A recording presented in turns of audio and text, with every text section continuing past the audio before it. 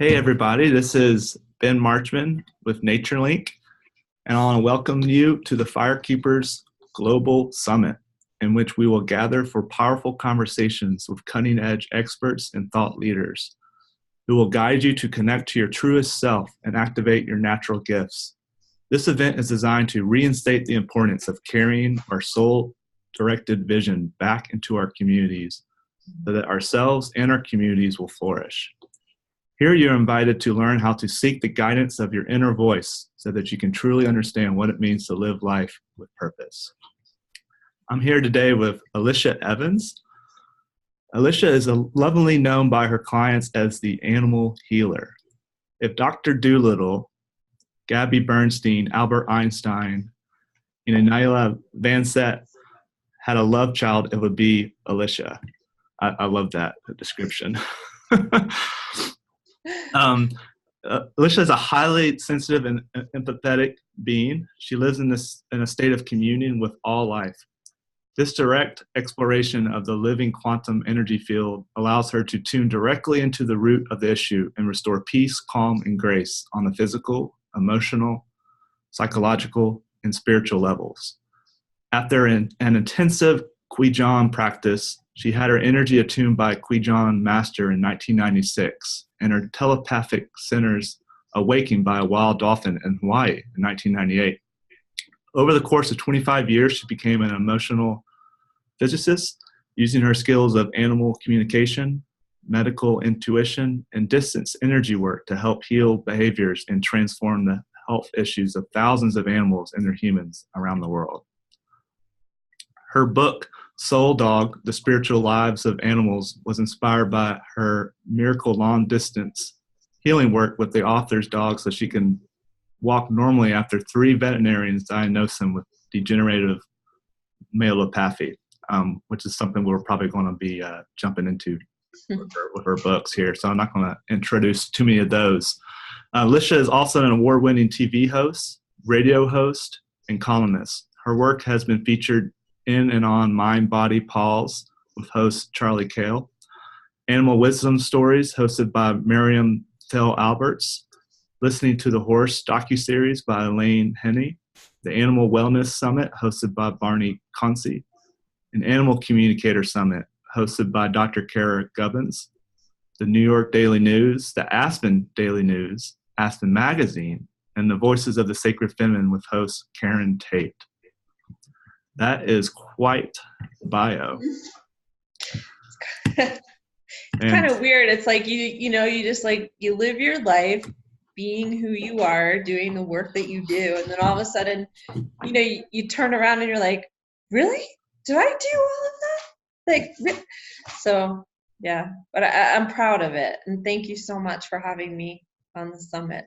It's really honored to get an invitation and be able to speak to how this work literally goes out into community, because I'm so used to working with individuals, and it's like it's the individuals awakening that bring themselves back into community and see how all of this, it's kind of like puzzle pieces, and so we're starting to see how all of these puzzle pieces fit. So thank you for having me on.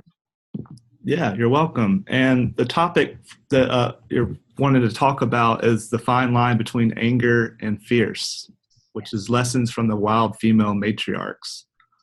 So first question was, how did you come to study with the wild female matriarchs?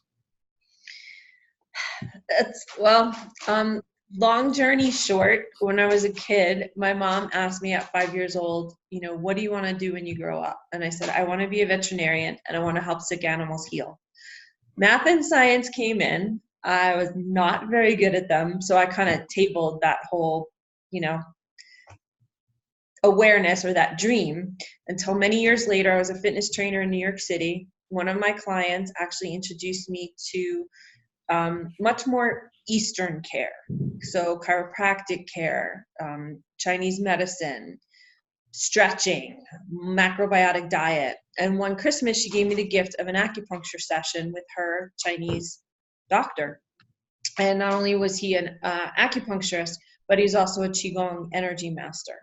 So I went for acupuncture for about a year, and I was healthy on the physical level because I was a, elite level fitness trainer. So I was super healthy from that perspective, the Western perspective.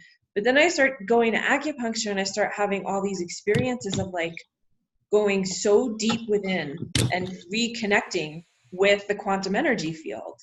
And it took me a little while because I was, Western enough to go, what is that like woo-woo crap over there? Like, I don't get it. I know I'm drawn to it. I know I'm here for a reason, but my intellectual Western brain was like, I don't know what that is. Like, am I going to turn into a frog? Like, I don't know. So eventually I started studying Qigong with him, and I spent 3 years in a very intense Qigong energy practice. And Qigong is basically a self-healing martial art. So you practice it with yourself every day, and basically what starts to happen is there's a harmonization of your energies, all of your different organs, and your heart and your body and your brain start to synthesize, and literally your spirit just really comes forth and starts to be the preeminent energy, that you're connected with your soul and you're now living your soul life. You're not living your intellectualized, educated life. So many things shifted, and started feeling energy and started doing certain things with my animals. And a girlfriend called me one day and said, you have to go to Hawaii. You have to go study with this woman. She's teaching an animal communication workshop. My friend went last year. She does Qigong. You do Qigong. She loves dolphins. You love dolphins. So I went and had this really powerful week of getting rid of a lot of old blocks, a lot of old limiting beliefs. And it kind of culminated on my 28th birthday because I was in the ocean and I literally had a dolphin swim up to me and hang right in front of me. And I was kind of shocked because the dolphins were way out and I could hear them, but none of them were near me.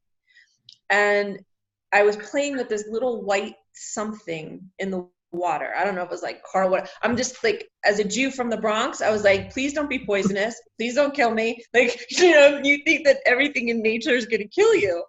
So as I was distracted playing with this thing and laughing and giggling, I look up and here's this dolphin. And I'm just like, ah! And I started laughing and I said, what are you doing? She said, what do you think I'm doing? I said, I don't know, but I feel golden energy being beamed into my stomach right now. And my whole stomach feels like it's changing. And she giggled and then she took off. And what she did was she flipped me from growing up as an intellectual, everything has to be science, everything has to be accounted for, back to my intuition where I could really start. It was taking my Qigong practice to a whole nother level because now I can feel my gut and I could feel my intuition and I could feel things before they were coming. I could know things. I telepathically, it was just so much more easy to communicate with the animals. So that started me on a 25-year career of working with animals, first as an animal communicator, then as an energy healer. Then I got into holistic dog training and developed a product for dogs to help them walk easy. And then about 8 years ago, I had a basset hound who was very sick. And the night before she left, I have no idea why I said this, but I whispered in her ear, I know you have to leave, but would you come back as a white wolf with blue eyes? And would you teach me the actual energy language of the animals? Because as a dog trainer, you can use treats, you can use all these things, but then you're like, but in nature, they don't do it that way. So what is that? And she passed away the next morning, and 3.5 weeks later, my white wolf dog, Ayana, I found her. She was actually down in the South, and I brought her to Denver. She was a 10-week-old puppy. And she started teaching me, and she started teaching me the sacred ways of the animals.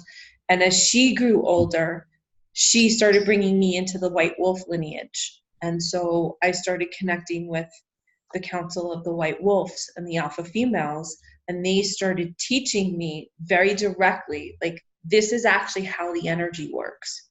This is how we do things.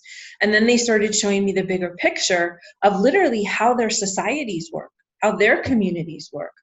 Then they started introducing me to the elephant matriarchs and the lioness matriarchs and a lot of the different, the wild horse matriarchs and the bear matriarchs. And it's been a fascinating journey because, we always talk about, so we're talking about community of humans, right?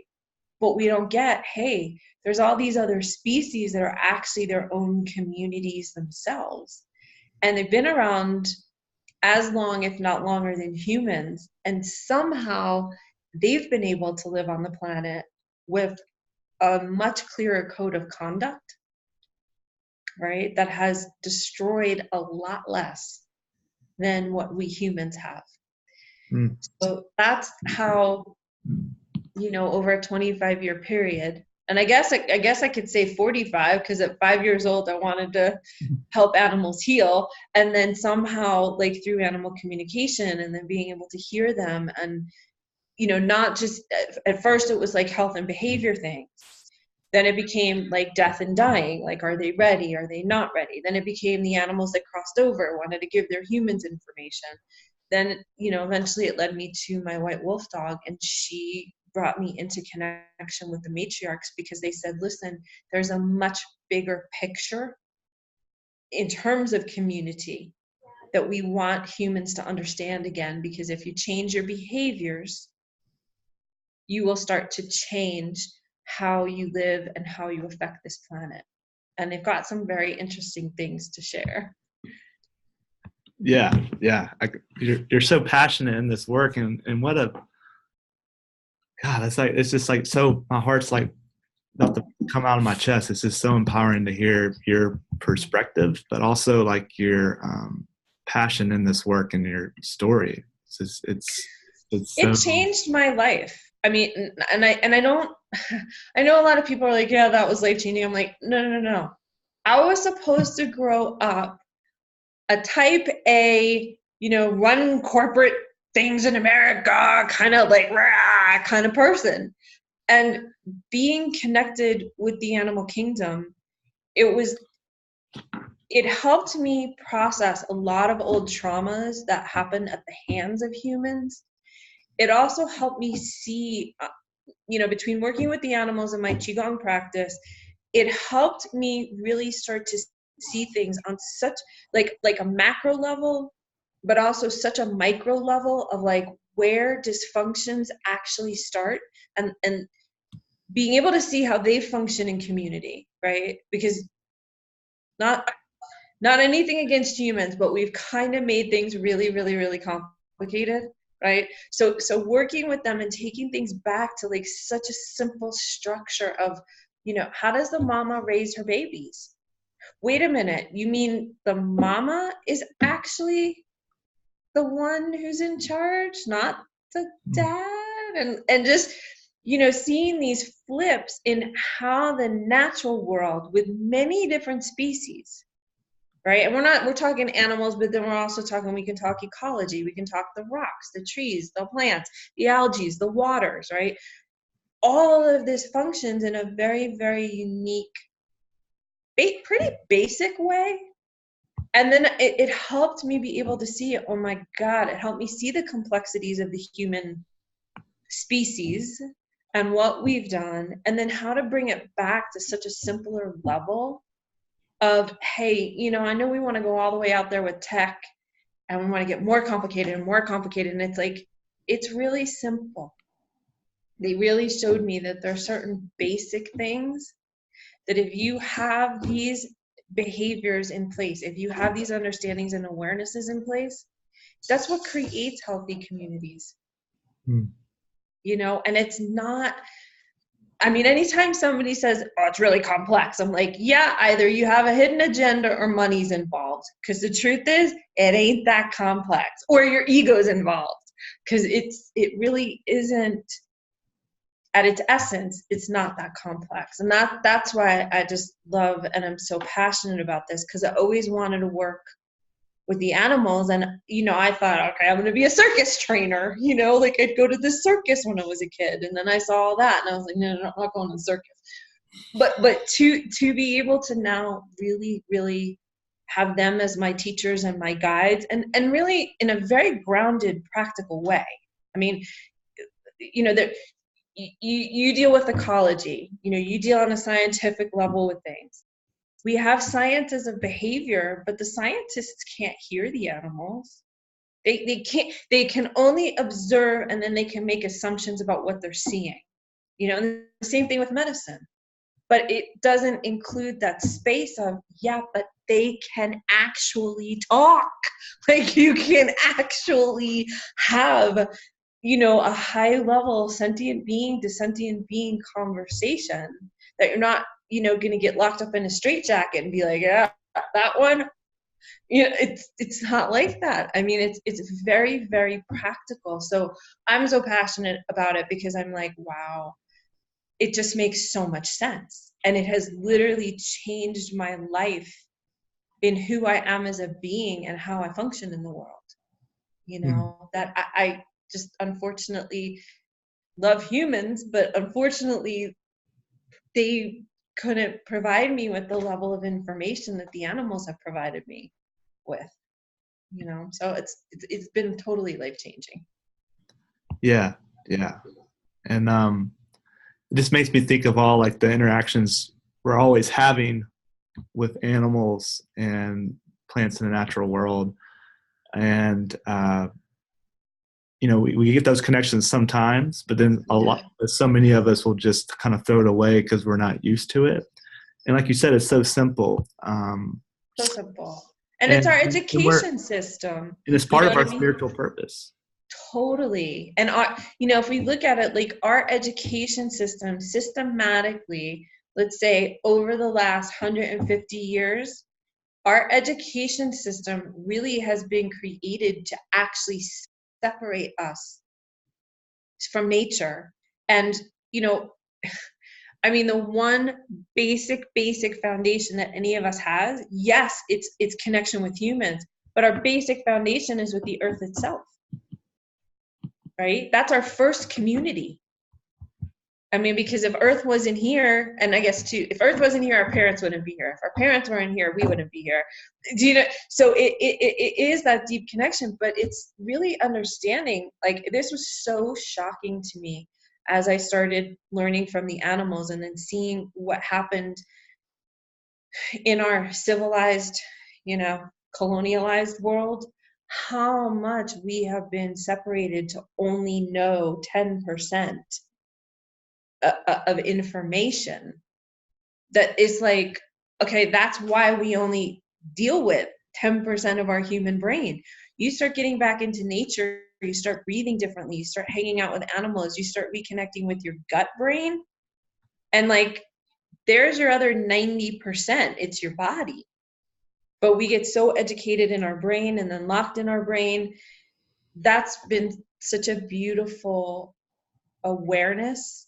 I mean, I wasn't kidding when I said, when I was playing with that little white thing in the water, I was like, I hope you're not deadly, right? Because that's me growing up in the Bronx, kind of sterilized from nature, even though I know I loved it, even though I spent time riding horses in the Poconos and things like that. It was like no one ever really taught me anything but nature's dangerous. Animals are violent and aggressive. And so I had to have my own experience to see, well, what is it really for me? Like, is that my truth? Is that my experience? And I found something to be very, very different than how we're educated. And I think that's going to make a humongous difference in community, because it's like, I mean, you and I are communicating right now, right? You're in Georgia, I'm in Colorado. So it's fabulous that we have this technology to connect us.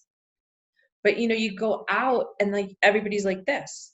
Like, nobody's even talking. And if they're talking to each other, so it's like, we're more connected, yet we're really not more connected. We're almost more disconnected.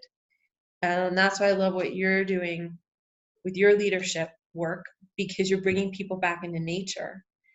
And like, with my aspect of it, I'm like, well, I'm bringing them back to the animals, because the truth is, we have a body animal, And we've even been disconnected from that, you know? So it's almost like there's a part of us that's totally scared of ourselves. And then having these experiences, you know, it changes us. It really changes us. And then when we understand what the matriarchs have to say about getting back to the simplicity of our behaviors and the codes of conduct of behavior, it's like, this really isn't that complicated, you know? Yeah. I thought another question kind of arose into that, like with this soul-centric work that you're doing, which is something I can really relate to, because that's how I guess my mind's wired too. Is like, it's like we're all so connected, and we think it's just humans, and Yes. and like the animals and stuff, like we are connected to nature, they're a part of that, and like when we do have those connections, like we like it, but like we're not. It's still like somehow it's like weird, and there's kind of like almost like a boundary or a line that we're too afraid to cross. Yeah. And you mentioned something in your work, in your bio, and for the speakers that haven't even read your bio yet or been on your website, you mentioned about the matriarchs and the line between anger and fierce, which I love your terminology on that. So I was wondering if you can just expound a little bit on, like, why is it so important at this time in, you know, history on our planet to understand what that line, the fine line is between anger and fierce. All right, well, I'm going to show you. Yana, come here. Sorry, she's like under the table. But she just walked over here because I was like, well, here's the being that taught me about the difference between anger and fierce. So one of the things that I started to understand about anger was when, number one, I grew up, I had a lot of anger. I didn't understand fully where it came from. My family, I think we were all highly intuitive and highly sensitive, but no one could actually be vulnerable enough to be sensitive. So the anger was the cover up to keep ourselves safe from being too vulnerable. Now, years later, I would come to learn, I would have remembrance that I was actually sexually abused when I was 1.5. So it took me a very, very long time to uncover that. And it also took me a very long time to process that, you know, 1.5, you're kind of like in innocence, but then there's also trauma, but then it's like at the hands of someone that you love. So how do you get mad? But there was just so much confusion that was going on within me. So the way that I grew up, I saw that what anger does is it makes you get heard, right? And it protects you. I didn't really understand the damages of anger, you know, because it's like you try to be a good person, you try not to blow your top, you know you're getting angry, but you try, and then you just like explode.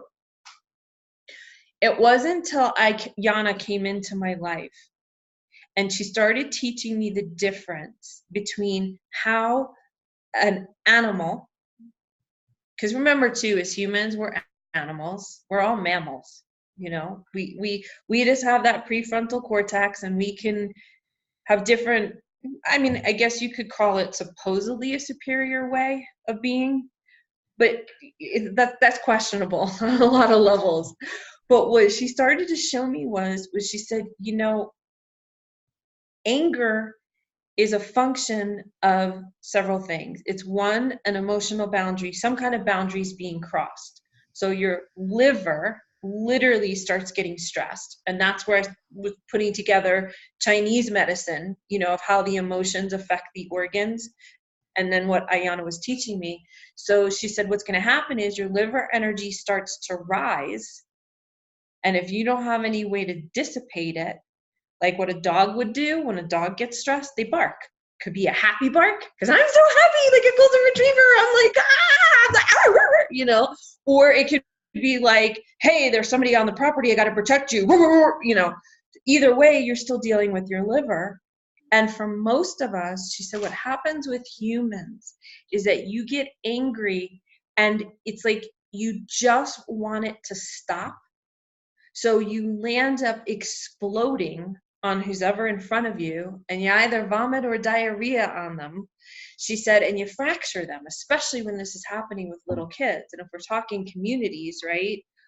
One of the main foundations, aside from the elders, is how you raise your young, right? Because they're going to be the next generations of your communities. So she said, this does not happen in the animal world. She said, if I have to correct a puppy, if I have to correct another dog, she said, I don't let my energy go up and explode on them. She said, I send my energy down through my legs. I ground that anger into fierceness. Because what happens too when you get angry, right? The adrenaline starts going and you're shaking, and then you explode, and then you come out of it and you're like still shaking, right? Because it's not grounded. And then you feel terrible, and then you feel guilty, and then you beat yourself up, and right, that's a typical thing that happens. And I'm sure too, like if there's anybody here that's experienced depression or any kind of addictions, right? That's that whole cycle of not feeling like enough. Because if we felt like enough, we'd be okay calling clear boundaries, right? So she said what happens is, she goes, we get low and we ground that energy. We send it back down through our stomach, back down through the floor, and it becomes fierce. It's like we draw a line in the sand that says, don't cross this boundary. And can you, like, you can feel right away, right? Like there's an intensity of like, whoa, I better check myself and I better get back into respect, right? So what anger does is it creates fear in people. And it also disrupts that sense of feeling like enough and feeling safe in yourself.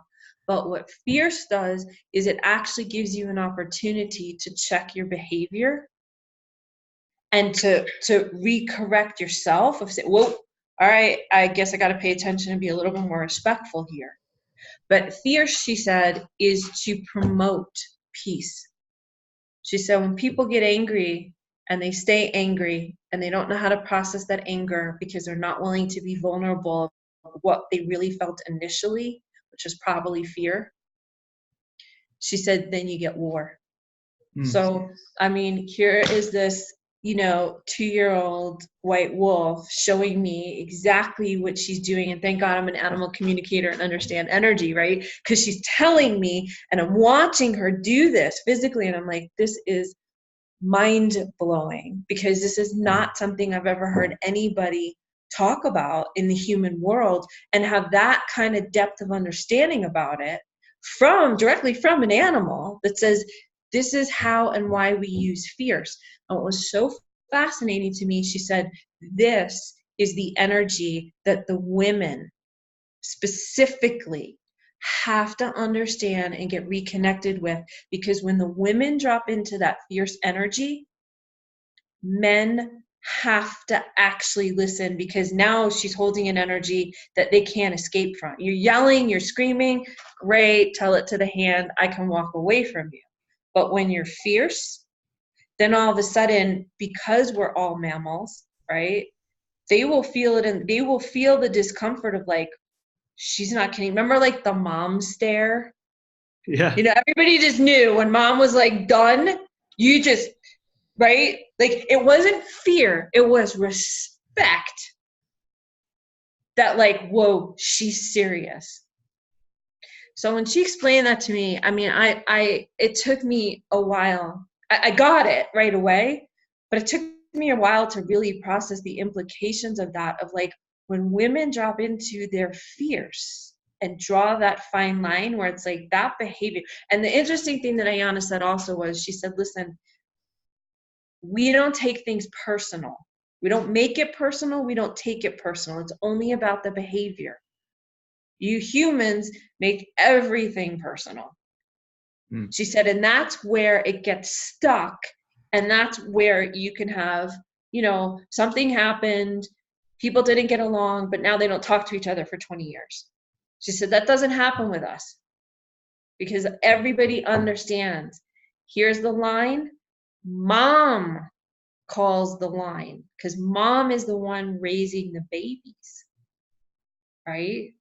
She's the primary setter of boundaries. She's the primary setter of social order. Dad is going out and hunting and getting, food, depending on the species.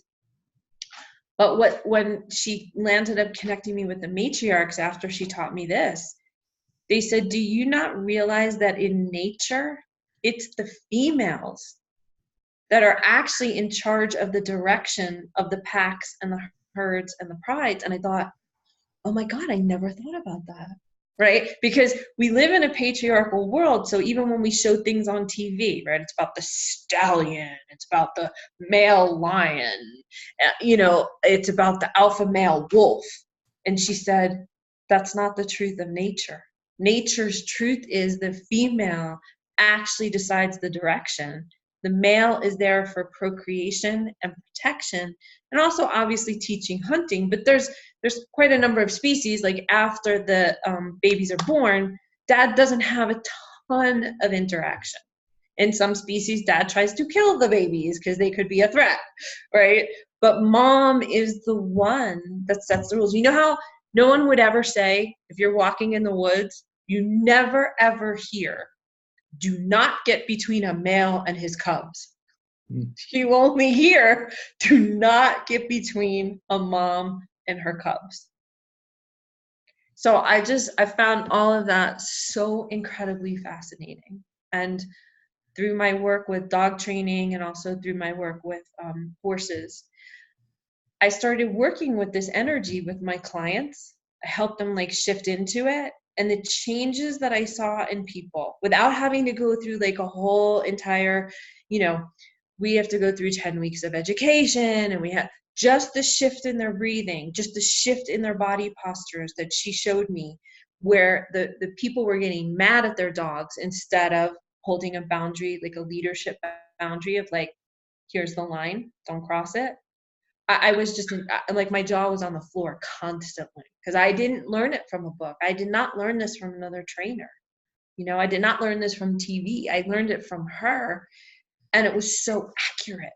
And I was like, the implication of understanding that fine line between anger and fierce is so huge for our species and so huge for our communities. Yeah. Wow. Yeah. Powerful. I know. I was like that too. I was like, what? Yeah. And going back to how you almost you're, I guess mirroring would be a good word. Since most of our listeners probably know what that means, reflecting that energy with other people in conversation. Yeah. And then, but getting that from, dogs and horses. And it's just it's a lot of us are that's so profound. That's crazy. But and in your case, it's so simple. And it just was, I was smiling and laughing earlier when you talked about the mom stare. Cause that just totally relates to everybody. My mom would be she would always go, just do the little, oh, now I know. Or we had and it can change the whole group too. We had, just a while ago, we had this big group of, it's kind of half and half, 20 people, females and males, mostly high school students, where that energy is all over, right? Very all over the place. And there's that, that saying, which is really fun, that old saying, you better check yourself before you wreck yourself, which is kind of funny to say, but it's so accurate to what you're saying. Checking and grounding within before you just totally wreck and unleash it all. And it's this inner city group of kids, and this girl says that in this kind of funny kind of way, you better check yourself before you wreck yourself. But just her saying that and the stance that she took and the way she said it, yes, it sounded funny, but of course the boys laugh and they don't really hear it. But then when they see her in that stance, that grounding stance, they're like, oh, I know exactly what she's meaning. Exactly. And it's like that. It's actually a conversation I was having with another speaker for the summit about how words don't really have It's the energy behind it. It's all the energy and the Yeah. embodiment behind it. Because remember too, like, I'll look at a dog and they'll look at me and I'll just be like, and they're like, all right, got it.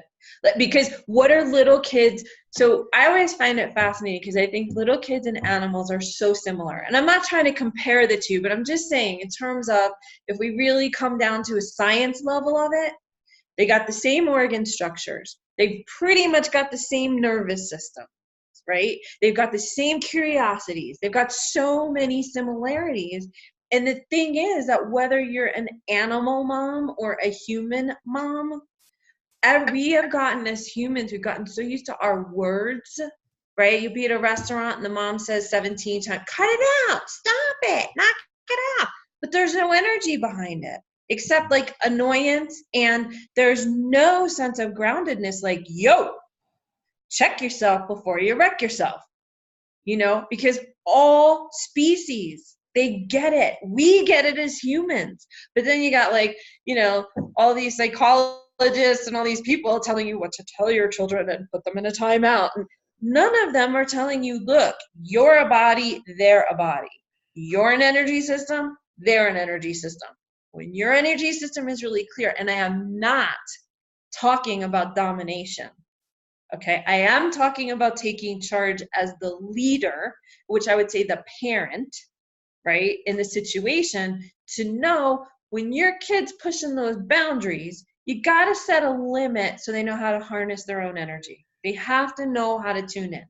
If they don't know how to tune in, or if they feel bad about themselves, which is what anger can do, can make them feel terrible about themselves or terrified. Fierce doesn't have the energy of, you're a bad kid, or, 2 hours later, I'm so mad at you, right? It only has that, cut the shit. Right now, just done. Just don't take another step in that direction. Check yourself. Check your energy. Get more respectful, right? That teaches a being how to stay tuned into their instincts in a healthy way.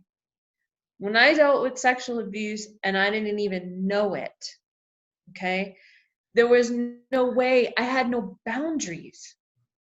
So I was constantly testing my boundaries, but I was also wrapped up in anger because I had no way to express what the heck happened because it was at such a subconscious level. I didn't even remember it till I was 19 years old. And then it took me till I was 48 to actually remember what happened. Right? So we have to understand, it's like, this is why we have to bring it back to the simplest levels, right? You feel something, be honest and authentic about what you feel. Your kid is pissing you off, great. Take a deep breath and set a boundary, but don't get angry at that kid. They're just being themselves, right? So even in community, when we're dealing with other people that push our buttons, a lot of women that I've spoken to about fierce, they're like, well, that feels really uncomfortable. That feels like a really intense energy. And I'm like, it is an intense energy. It's to stop bad behavior, but to keep the being intact. And if you don't let yourself feel comfortable with setting that clear boundary without exploding on somebody, it's going to own you. You're going to keep getting angry instead of getting clear and getting fierce. And the fierce can actually clean up stuff. The anger doesn't usually clean up a lot of stuff. It actually kind of leaves a residue. It's not clean. But fierce, as and it's funny because most people will be like, right? There's like the wolf snarling, or it's fierce is just to say, don't take another step in here because you're not being respectful and you're not paying attention. And especially for the females with the males, it's very important because when you get male testosterone and you get male bravado and you get male anger all rolled up into that beautiful concoction of like the perfect storm, you got to be fierce enough to stand up to it, not to have a fight, but to have them really check themselves about the fact that you're taking that anger and you're ready to unleash that anger in a very dangerous way. You need to check yourself about what's really at the root of that anger. Because you're going to do things that are dangerous, and you're going to do things that hurt other people. You can do things that hurt the planet. You can do things that hurt the animals. You can do things that really destructively tear apart the web of all life and communion that everything is connected within. You know, so it's really an energy for women that it's like, you don't go around like snarling at people, but you have it. So when you have to step in it, you know it's there for the safety and protection of everyone. A lot of clients, you know, will say to me, well, we just got a new puppy and my other dog doesn't like them. It's like, no, your other dog's setting very clear, fierce boundaries that say, you're little now, but at some point you're going to be big, and you still need to have respect. And I think that if we really look around globally, what we're doing to the planet, what we're doing to each other, what we're doing to the animal kingdoms, what we're doing to ourselves, we're very disrespectful. Very disrespectful. We have no real sense of boundaries and honoring, you know, of the sensitivity of space that we all live in. And then we, as humans, we go and project all this stuff on the animals. We call them savages. And I'm like,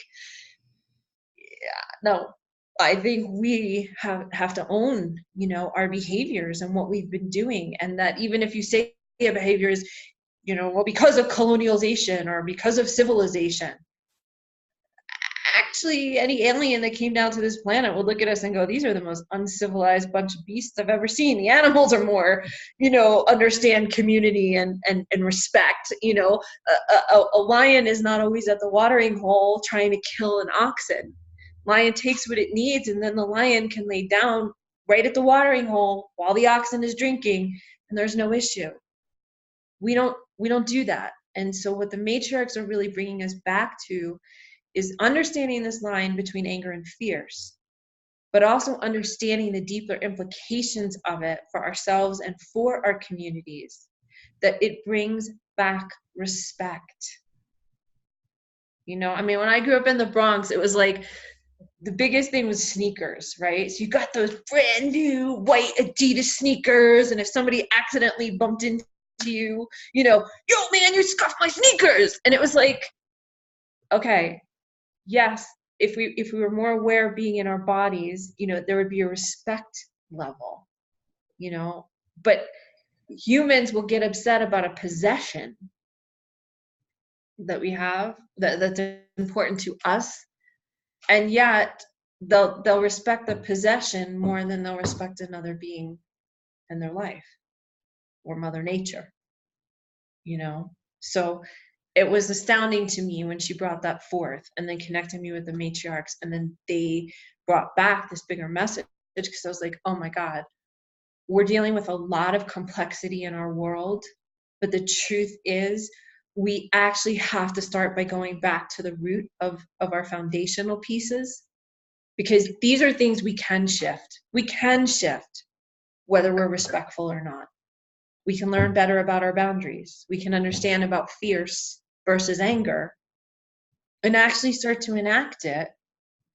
But it's not, like I said, you don't walk around all day long, you know, but like when you need it because someone's crossing a boundary, I would rather step up like this and say, hey, I don't think you heard that I said no, we're not going to do it that way, than me like launching into a tirade because somebody triggered me emotionally, right? And now I'm going to explode all over them. Nothing gets resolved. There's no respect. We don't change anything. So.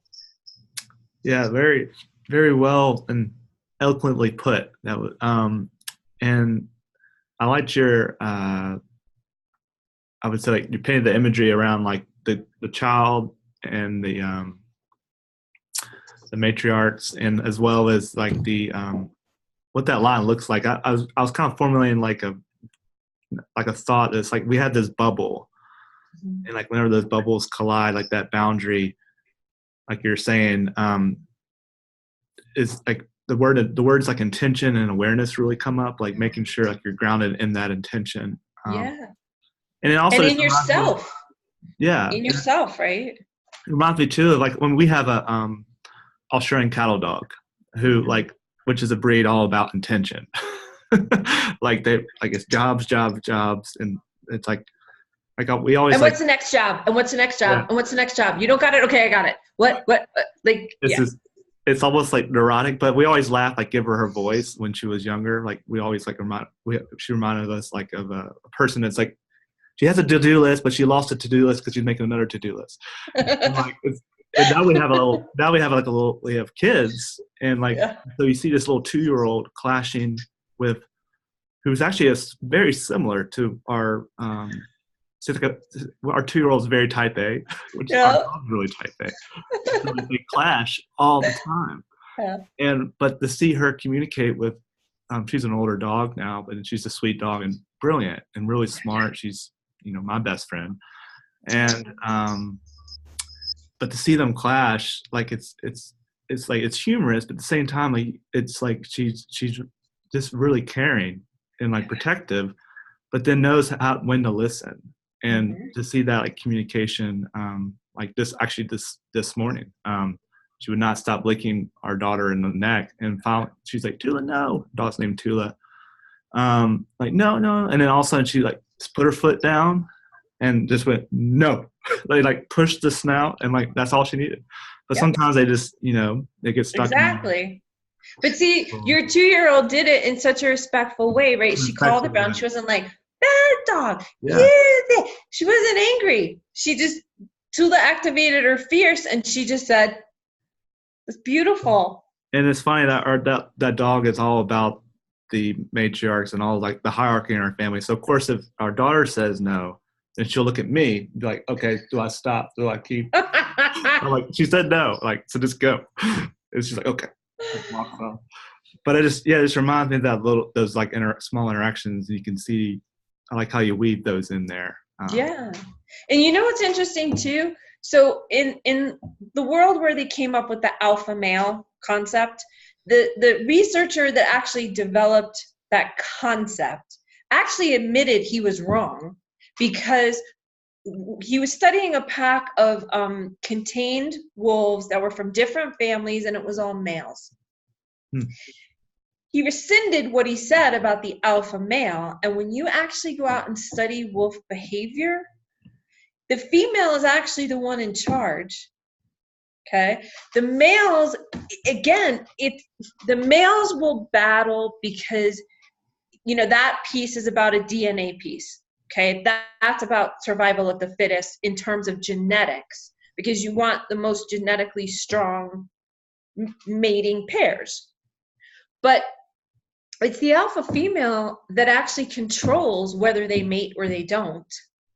And also, when you look at the alpha females, I always thought it was like, whoa, that one has to be top dog. You can be an alpha female and still get along with other alpha females. And it was funny because when Yana taught me about this, I was living in a space where my landlord was a very alpha female, but she also was an off-balance alpha female, right? So it was more like bite your face off and then you can have a conversation.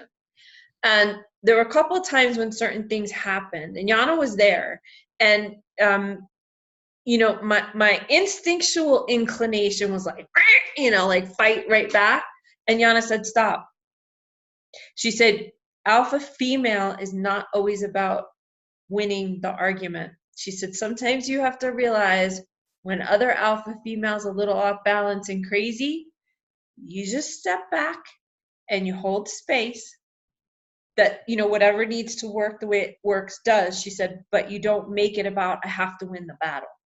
She said, and you do not carry with you resentment and anger and stuff. You just know when to step up and when to step back. She said, that truly is the sign of a healthy, integrated alpha. And when I say alpha, I just mean leader or parent. Do where you're not that type A, like you always have to be right, you always have to win every argument. She said, it's not about that. She said, you have to understand. She said, if you're dealing with somebody balanced, that's a different story. But when you're dealing with somebody that's off kilter, that's just going to keep coming at it from an ego standpoint, so you have to know when to be smart enough to use that fierceness to also reel back in your energy and just allow the situation and the energy to dissipate. So, you know, it's an interesting thing, because if we do tie that back into the communities, there's very few rogue animal communities on this planet. Somehow, if humans were not here, there'd be a humongous proliferation of wild animals, and the planet would probably not take as many hits as she does, right? So in taking the information from the wild matriarchs back to humanity, I think it's just very important for us to understand that we got to come back to the most simple, basic codes of conduct. And males and females, you know, we have to step back into our natural role. Because I think too, like when the patriarchy took over and really stamped out any traces that the matriarchy used to actually be in charge, right? It became this dynamic where like the females got scared and worried. So even when we're talking about community aspects, you know, the females are the ones that are there that are going to say, enough, here's the line. Men don't really know totally how to fully do that. You know, they'll push and they'll push and they'll push and they'll push. The females will say, nope, we got enough food. Nope, we got enough building materials. You know, nope, we're good. And it's such an interesting thing as we're coming through it, because on the individual level, it's like women are still coming into their own, right? And we're trying to figure out, like, who are we? How are we? Where do we fit? The men are still trying to figure out things, right? And then we have all those micro dynamics of like how we piss each other off and how we emotionally trigger each other and all of these things. And it's been so fascinating learning from the matriarchs, because they come from such a grounded place where the patriarchy never overruled or overrode the matriarchy. So it's fascinating to learn from them, because you learn what authentic behavior is. I'm not talking about like sniffing butts and that, you know, that level, but I'm saying, like, as a species, when we really pull back and see the sentience in these beings, they've got an extraordinarily potent, you know, code of conduct that they rarely violate. And that's why I think it's so important that we humans be looking to learning from the animals at this level. And I'm all about science, but I also realize, hey, you know, there's science like your chemistry and your biology, and then there's also quantum physics. And quantum physics will let you know, like, hey, there's a bigger picture than just seeing biology and chemistry. There's a huge intelligence here that I think we are ready to tap back into, that all of the native cultures have always known. But, you know, I think our civilized world, like, nothing really is a straight line. Everything is a circle. I mean, that's how our bodies are formed, right? We're like trillions and trillions of cells. Well, I don't think it's about keeping going away from it. I think it's about coming full circle back to the web of life and understanding, like, we humans were not supposed to be at the, you know, what we think is like the top of the food chain kind of thing. We're supposed to be part of the entire cycle. So I've found their wisdom to be so powerfully life-changing. You know, to even understand just that difference from anger to fierce, of being a type A and being an alpha, to, whoa, I can step back here and I can actually listen, and I can even be a better alpha because I'm listening, and because I can, you know, embrace my fears, and I don't have to go into anger because I've dealt with my own underlying stuff that was being blocked. It's just, I think it's a beautiful way to assist and facilitate humanity, like in this next shift that we're making. Yeah, and such a definitely a beautiful way, and it's so inspiring too for all of us. And like you're saying, like, yeah, science is just can't remember who said it. It was a scientist who said it. I think it might have been, I think it was the E.O. Wilson quote. It's like, science is just science. Like, this is coming from a very well-known scientist. But science is just science, and it's just recreated words that are constantly being regenerated and ideas. Like, you see all this stuff all the time, like this new research or this something new, and it's all from indigenous wisdom that we've already known. And the only thing about science too is it can only measure physical observable things. Like, this is why I'm such a fanatic about having studied Qigong, and then like the quantum sciences, saying that like everything is energy, everything is connected, because that takes into account we're not just physical beings, we have emotions, we have psychology, and we also have spirit. So, you know, when I started my dog training model, there's a Native American medicine wheel, right? So it's a line north to south, it's a line west to east, and it's in a circle. So you've got 4 quadrants. And most of what we deal with is only about 10 to 15% of our physical. So most of our science doesn't even measure emotions and psychology and spirit. It doesn't even take that into account in the totality of who we are. And you think about that in our communities, it's like, well, if we just were dealing with physical, you know, we're just linear, but we're not. We're it's an entirety. It's like, you know, we talk about cultures, right, in communities. We're an entire culture. Every single individual one of us is an entire culture unto ourselves. That's now got to figure out, well, and then how do I deal with this culture? And, you know, how do I fit in but still be myself? So, and that's one of the things that I love when Yana showed me about the fierce, was because it allows the individual to stay the individual, but it also gives very specific boundaries about behaviors to actually bring out the best qualities in the individuals, not the worst. And I've just, you know, since I learned that from her, I literally, because of animals and because of my teachings in Qigong, it's like I just see the world so differently, you know. And then being able to spend time with my Native American teachers, and, you know, I learned this stuff from the animals, and then I'll read a book, and then I'm like, oh my God, it's true. You know, it's a universal truth. Or I'll go speak with my teachers, and they're like, where did you learn this? And I'm like, well, directly from the animals. And they're just, you know, they're almost in awe of like, okay, you're white. You know, you didn't spend time on a reservation, or you didn't spend time on native land. Like, how do you know this? And I'm like, this is the information that they know. I've just been learning it from them, and they've been sharing that wisdom so I can share it or translate it, you know, in a way that really marries both, right? It marries the white world with the natural world. And it's just, yeah, it's not always been easy, but it's been pretty beautiful and definitely very powerful. So I feel like they have a big role to play in helping humanity come back to our humaneness and bring that into all of our communities. Yeah, and then for our communities to see it. We're wrapping up the hour here, and I had just one last question that I think you'll, of course, probably summarize really well.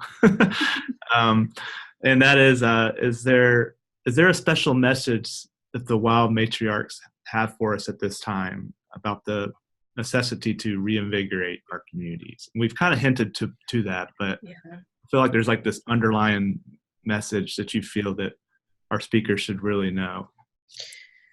So the fine line between anger and fierce is an aspect, and the real core of the message is that in order to invigorate our communities, we really have to come back to owning our own truths, to owning who we are, to owning what our triggers are. You know, if we've had trauma or abuse, if we have things that we feel are out of alignment or out of sync, it's coming back into ourselves to understand self, so that self in its wholeness. I mean, the reality is all of us are already whole anyway, but we've had cracks in our foundations, or, you know, we've had anger thrown at us, or judgments thrown at us, or, you know, just belief systems like that we're not enough. They really want us to come back in, not in a narcissistic way, but really to come back into letting the river of communion with all life, letting that flow through and fill the cracks that we feel have separated us from the web of life. They want us to do that work so then we can bring that wholeness back into our communities, because they already know that while we humans believe we're superior because we have that prefrontal lobe and we can create things, they already know that we're whole. They already see us in our wholeness. I mean, you ever see a dog that looks at you with disgust? Do you know, they love you, right? And if we can heal those aspects of ourselves, and when I say heal, just means come back into a place of alignment of love for even that aspect that you thought was wrong with you, that it's not wrong with you, you just love it anyway.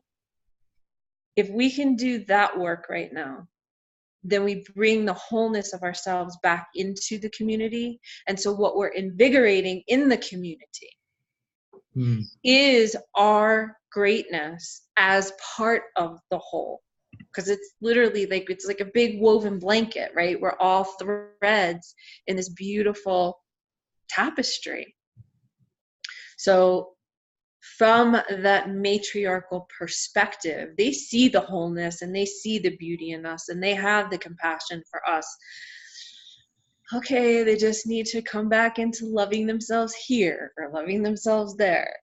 And that's really the biggest message that they have, because that is the one piece that if we start allowing ourselves to heal that within us, that's what we can bring forth to our communities. You know, it's not about us beating each other up. When you start with love inside yourself, and what's fascinating is that this is really what they teach their kids. They teach their kids to love themselves.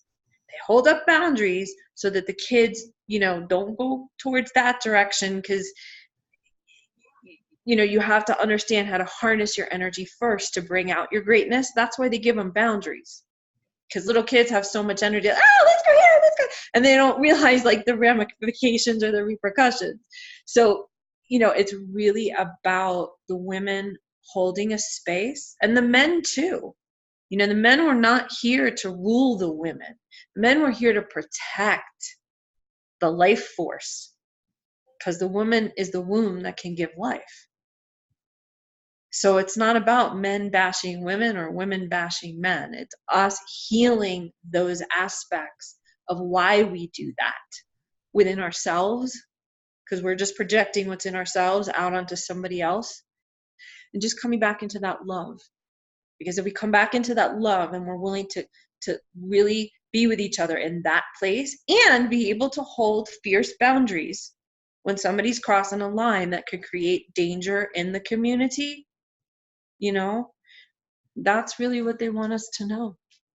To start to do our inner work to help ourselves heal, come back to the true nature of who we really are, and not who we've been programmed and conditioned to be by our school systems and our governments and corporations. And, you know, they want us to come back to the real web of life, not the virtual web.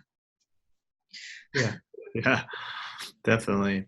And wow, that was just beautifully said. So thank you for summarizing that for our listeners.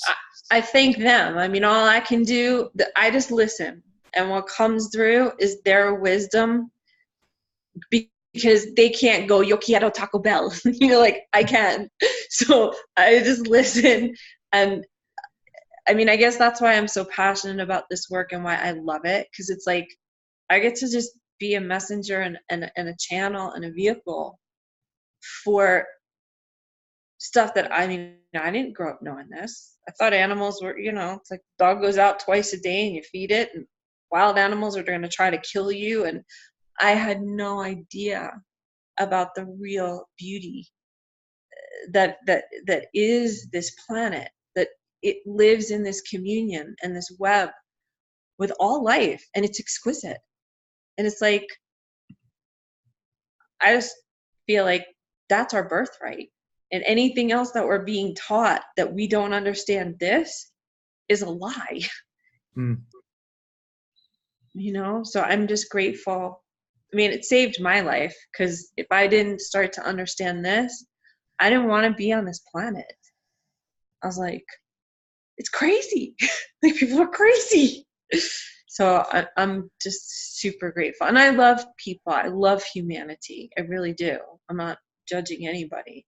This brought me back into a place of being able to heal myself, and then being able to share this from such an authentic place. It's like, I don't have an agenda. I'm not getting money for that. You know what I mean? I'm just grateful that, like, if I have this gift or awareness that I can share and it makes a difference on this planet, I feel very lucky. You're following your truest purpose, your higher self. Plus, I get to hang out with a lot of cool animals. Yeah, that's the cool part, I think. Even animals that do say you'll care at Taco Bell. I mean, I think that's awesome. Well, awesome. Well, thanks so much, Allecia. This has been really inspiring, and thank you. Your story and just talking with you is just really fun. And ditto. Yeah. And so did you I was going to explain to the listeners that you have a free gift, but I was going to let you explain that a little bit. Sure. Yeah. So I made a meditation with the Wild Matriarchs, and it's an 18-minute meditation, and they can download it, and it will bring them into breath work that I do. It's very, very simple, but it's just a balanced breath work, so we can kind of get out of our minds, get back into our bodies, and they can make a connection, their own connection with the Wild Matriarchs. And that's the other piece of why I do what I do, because when people can have their own experiences with something, that's what happened to me, right? Science told me certain things, other people told me certain things, but it wasn't until I actually had my own direct experiences that I could speak to what the truth for me was. And so it was like, well, your science can say whatever it wants, but this is my experience, or you can tell me whatever you want about whatever you believe, but this is my experience. And I think also too, that's what the animals are leading us back to. We have got to tune back into our gut instincts, because that's our common sense meter. We know what's right and what's not right. We'll feel it. Science is great, but science doesn't feel. Yeah. And just for listeners, I've actually done that meditation itself, and it was very useful, actually, for more personal intuition. And that's what I feel. That's what will shift our communities, right? When we have our own direct experiences, history can be beneficial or history can be very dangerous. When your history starts to dictate your education, and your history might not have totally been the truth, you land up creating generations that believe certain things that aren't totally true. But society gets perpetuated on what the belief system is. And that's why I always encourage people, please just have your own direct experience. Please get out of the fear that somebody else might have put in you about why you shouldn't do something, and trust your own experience. That's how we'll also reinvigorate communities, when we're not just going on blind faith mindsets, that got perpetuated because certain people have certain agendas, but because the people are alive and awake and fully present, and they trust what they know. And that's the other thing why you want to work on yourselves. You might think you know something, but that what you think might be because other people told you that's the way it was. That's why I always encourage, You're here on earth for a reason. Have your own experience. And then come back to it and say, here's what my experience was. That's what creates a culture and a community that's alive and fully present in the now, you know, of what really is true, not just that 10% limited education that gets perpetuated and people are afraid to do anything outside of that. Awesome. Just Yes. so awesome. Other than that, really actually beyond awesome, meditation is all this can also be found on the summit page underneath Allecia's name. Her free gift URL will be there as well. And if as anybody's got animals that, you know, if you're having behavior issues or health issues, or you're not sure if your animal's ready to transition, or you know that your animal has a message for you, you just can't hear it, you can also visit my website, animalhealer, HEELER.com. And if you'd like to learn the leadership aspect of this, I teach that through the whitewolfway.com. Great. And is there anything else you wanted to add? Any other tidbits, or is that something all up? I mean, because a lot of when I talk, it's a transmission. So it's just, I just get quiet and I say, okay, ladies, go for it. You've got, you know. So I feel we touched on a lot of things. I'm so grateful and so honored to be part of this summit. And thank you so much for doing your work. You know, thank you for doing your personal work. Thank you for doing your collective work. You know, thank you for doing the masculine side of the work also to bring this into balance and putting the summit together. And thank you for letting the wild matriarchs have their voice. Well, you are more than welcome. And also to the speakers, all this that we've talked about can be found on her speaker page on the summit. And Allecia, I just really want to thank you for today. And I'm gonna go look at my dog and animals in a totally different way now, and put some of it into practice. But mostly as people, that's what really needs to practice is our people. Yeah. But thank you so much, and have a great rest of your day. You too. Really appreciate it. You too. Thank you, Ben. Blessings. Thank you.